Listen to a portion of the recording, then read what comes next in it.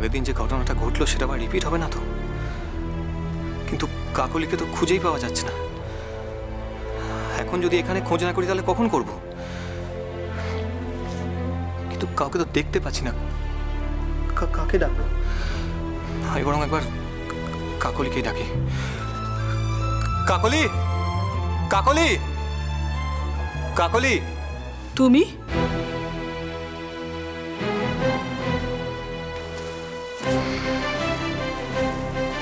এখানে কি উদ্দেশ্যে এসেছো? সত্যি এরপর তো দেখছি বাড়িতে পুলিশ পোস্টিংয়ের ব্যবস্থা করতে হবে। যে যখন তখন পারছে বাড়ির ভেতরে এসে ঢুকে পড়ছে। সত্যি লজ্জা শরম বলে কি কোনো বস্তু ভগবান তোমার মধ্যে দেয়নি? এত বড় একটা ঘটনার পর কি সুন্দর এই বাড়ির মধ্যে চলে এসেছো।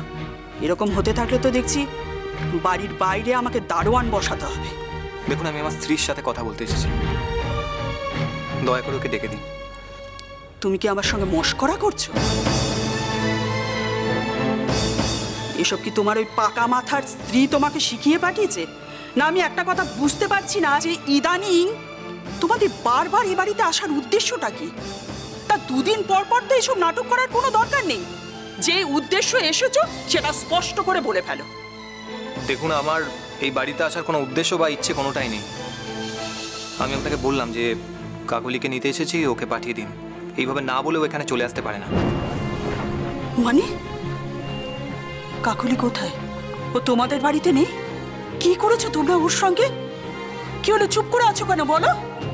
জবাব দাও। ওর খবর না পেলে কিন্তু আমি তোমাদের কাউকে ছাড়বো না। তখন বারবার বলেছিলাম যে বিয়ে করিস না করিস না, তো সর্বনাশ হয়ে যাবে। আমাদের কোনো কথাও কানে তোলেনি। আমরা তো তখন ওর শত্রু। দেখ দেখ আজ তোর কি হাল হলো দেখ। সুকান্ত দা, পত্রালি, প্লিজ তোমার দিদিকে একটু ডেকে দাও না। আমি জানি ও এই বাড়িতেই আছে। না দাদা, দিদি তো এই বাড়িতে নেই। আসেনি? সত্যি বলছো?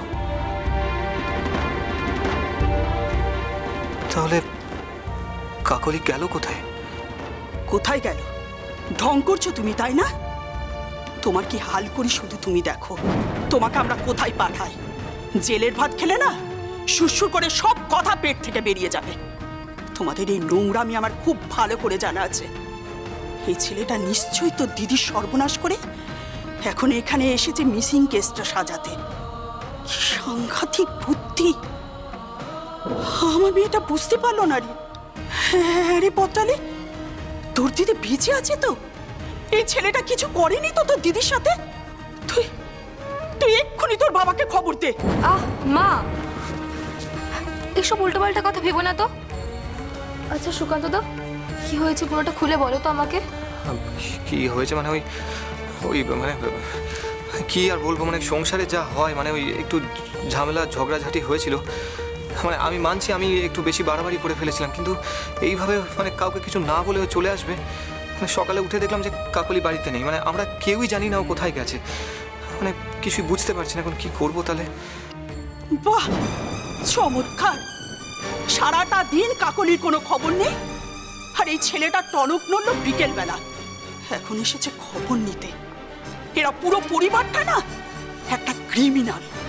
আমার মেয়েটাকে এমন খাটিয়েছে, আজ এই হাল। আমি কাউকে ছাড়বো না, কাউকে না। এই পুরো পরিবারটাকে আমি জেলের ভাত খাইয়ে তবে আমি ছাড়বো। কি ভেবেছে? হ্যাঁ, কাকলির সঙ্গে সম্পর্ক নেই বলে ওর মাথার উপরে কেউ নেই না? ভুল ভেবেছ।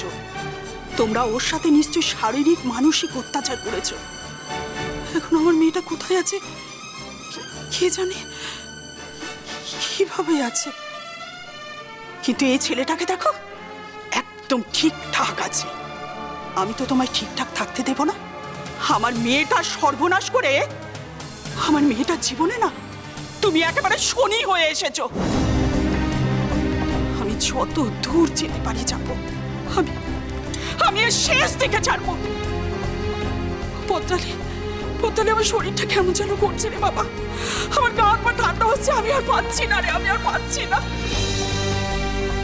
মা, আগে তো দেখো সুকান্তদা কি বলছে, কথায় কথায় সুকান্তদাকে দোষ দিও না।